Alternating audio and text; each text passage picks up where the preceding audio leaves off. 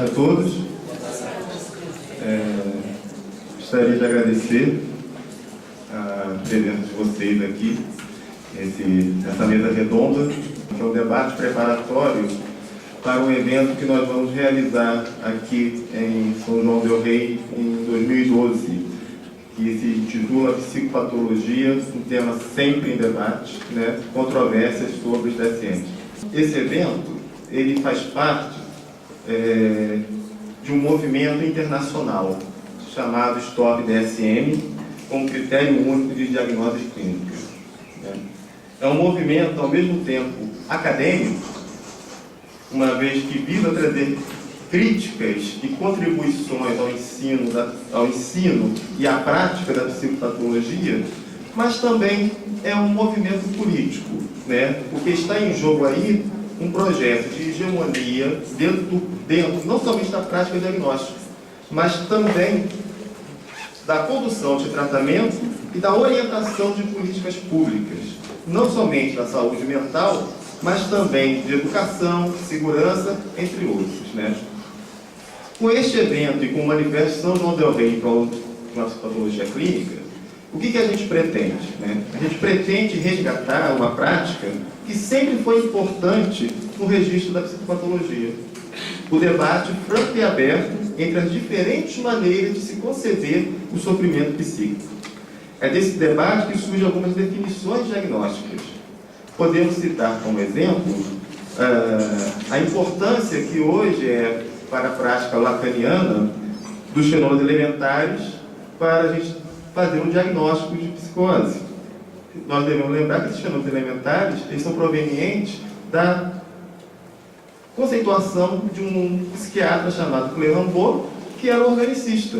E o fato dele ser organicista não impede que nós, psicanalistas, utilizemos essa conceituação na nossa prática. E isso se dá a partir do quê? A partir de um debate, a partir de aceitar que existem diferenças e divergências dentro do campo da psicopatologia. Poderíamos dar vários exemplos aqui. O conceito de autismo, o conceito de esquizofrenia, todos eles surgiram de debate entre abordagens distintas dentro do campo da psicopatologia. No entanto, desde a década de 80, com o surgimento do DSM-3, ou do Manual Diagnóstico e Estatístico de Transtornos Mentais, 3, há uma tentativa de fazer com que o campo psicopatológico tenha uma unidade que seria conquistada não pelo debate entre as diferenças, mas por uma tentativa de reduzir a pesquisa clínica a uma pesquisa estatística, reduzir o sofrimento psíquico a um fenômeno de superfície de determinantes biológicos e a submissão dos diversos tipos de tratamento a uma finalidade única, a remissão do sintoma, sem a preocupação com o porquê e como eles aparecem na vida de alguém. O Manifesto de São João del Rei, em prol da psicopatologia clínica, faz parte de um conjunto de manifestos que estão acontecendo em várias partes do mundo. O primeiro manifesto é o Manifesto de Ravenna, de setembro de 2010, em defesa da psicanálise. Em abril desse ano foi lançado o Manifesto de Paris, Em abril do mesmo ano foi lançado o Manifesto de Barcelona, também com os dois a favor da psicopatologia clínica. Em junho de 2011, o Manifesto de Buenos Aires, a favor da psicopatologia clínica no tratamento e na diagnose de transtornos para crianças e adolescentes. Em agosto de 2011, o Manifesto de São João del Rei, que nós estamos apresentando aqui hoje. E o nosso manifesto, ele é dividido em 4 partes: em epistemologia, formação profissional e ensino da psicopatologia, clínica e estatística e política e economia. E nós temos também, só para marcar aqui, desde o início dos DSMs, um aumento de 300% das categorias diagnósticas de 1952 até hoje. Então, aumentou também o número de transtornos, o número de categorias diagnósticas. Ou seja, estão pegando cada vez mais gente para se transformar em transtornado. Daqui a pouco não vai tratar ninguém. Esse impulso medicalizante do DSM, a partir de sua terceira edição, é um projeto político. pois pretende submeter não somente os processos diagnósticos a procedimentos dito objetivos, mas também submeter os tratamentos sobre o psíquico a esses mesmos procedimentos e a orientar as políticas públicas desses tratamentos. Uma questão, então, se impõe. Um diagnóstico pautado pela presença de sinais e sintomas e apoiado no regime de evidências irá requerer que tipo de tratamento? Que noção de cura está implícita, se não aquela da remissão dos sintomas? Questionar sobre esses fins da terapia que acompanham os manuais é questionar também pela ética e a política que estão aí em jogo. Hoje, temos as companhias farmacêuticas como motor da revisão do DSM. Em relação ao DSM-3, dos 170 revisores, 56% estavam associados a um ou mais laboratórios farmacêuticos. 100% dos revisores dos transtornos de humor, esquizofrenia e transtornos psicóticos também. A venda de medicamentos para tais transtornos rendeu mais de 80 bilhões de dólares pelo mundo. Então, deste modo que a gente está aqui propondo, defendendo, que é uma psicopatologia que tenha por referência maior o sujeito e seus modos singulares de se haver com o sintoma e com o mundo que o cerca. Que se situa inteiramente na clínica, pois este é seu método por excelência. Que conheça sua história, suas correntes, suas controvérsias e suas diferenças socio-históricas. Que, por consequência, possibilite o ensino e uma formação críticos de profissionais do sofrimento psíquico. Que não esteja submetido aos lucros da indústria farmacêutica, mas que tenha por política e economia subjetiva do sintoma.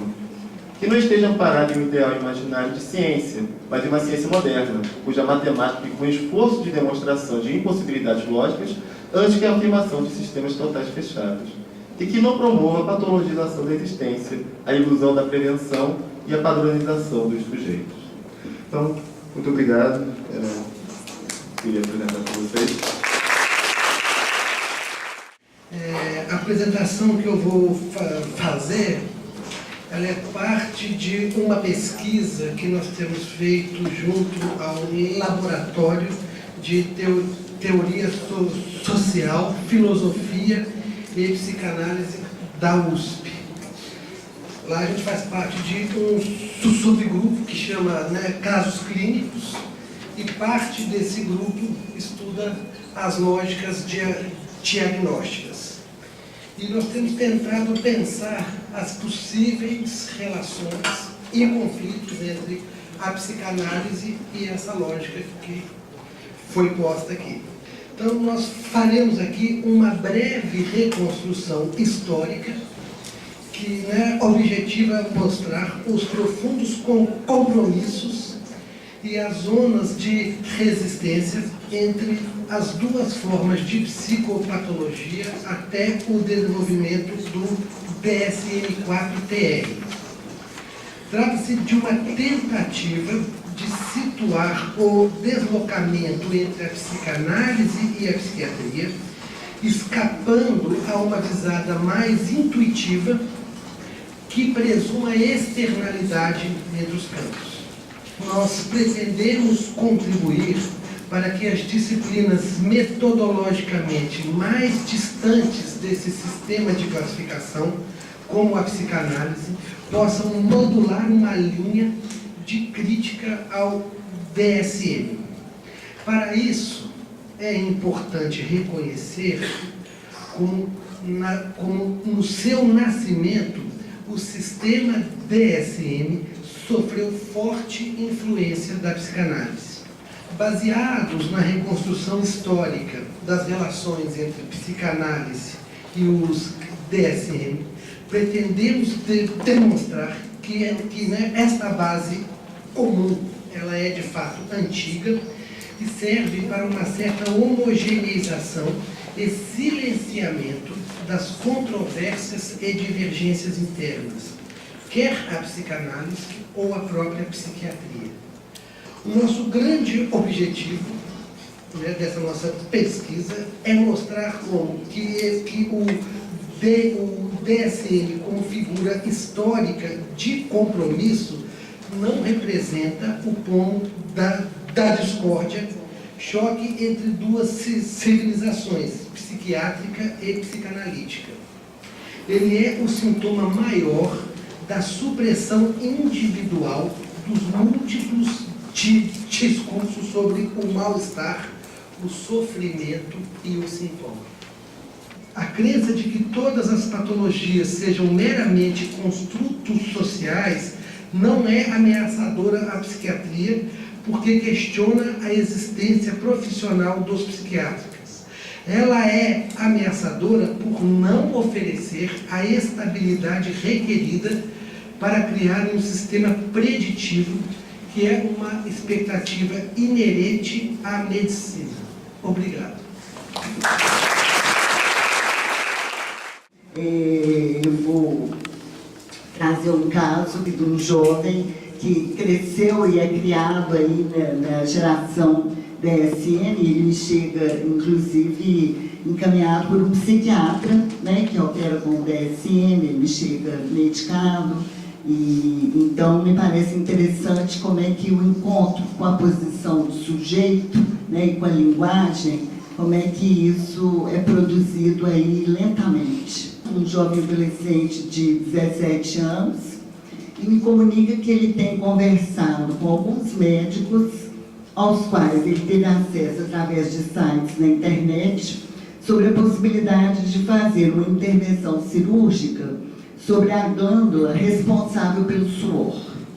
O fato é que o incômodo dele em relação a esse suor já havia sido mencionado, sem que a intensidade da angústia relativa a isso tivesse chegado a esse ponto. Ao retornar das férias com a hipótese de uma intervenção cirúrgica, o jovem adolescente mostra à analista que as tentativas de tratar simbolicamente a questão não haviam sido suficientes, apesar de terem sido acolhidas. Elas haviam esbarrado do lado dele em uma concepção biológica sobre o corpo. Esse era um incômodo maior. As marcas, as manchas de suor nas camisas, camisetas, etc. Embora pudéssemos dizer, metaforicamente, que ele marca o lugar pelo suor, ou mesmo que ele estaria suando para marcar um lugar, essa marca é, ao mesmo tempo, uma mancha. E é sob esse registro que ela o angustia. Entretanto, é interessante observar que o suor só ganhou relevância para esse jovem adolescente na medida em que as suas preocupações com os rubores faciais começaram a ceder. E foram exatamente elas, né, esses rubores, que o levaram ao psiquiatra e que o trouxeram à análise. Na queixa inicial, os rubores, ou ele já havia feito várias pesquisas na internet, então ele encontrara vários termos, e é um diagnóstico, né, que faz parte do DSM, de fobia social. E no seu dizer, sem a medicação e as sessões de análise, ele já teria parado de estudar há muito tempo. Então é interessante, né, eu acho que vocês formularam como é que os DSMs vão fazendo ofertas de novos nomes de quadros clínicos e como é que então as pessoas vão se servindo desses quadros clínicos para enquadrar o seu sofrimento subjetivo, né?